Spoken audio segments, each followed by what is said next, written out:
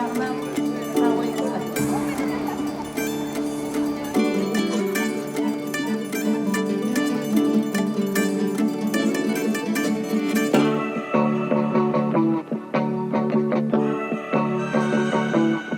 Басшылық ететін кәсіпорындардың директорлары, өндіріс басшылары және өз бизнестерін бастап, шағын кәсіпорындар ашып, тауда, жасыл жайлауда, ерінбей жүре берем, жанымда сен барда, сені таңдап, тыңдап, бүгінгі этнофестиваль Қазақстан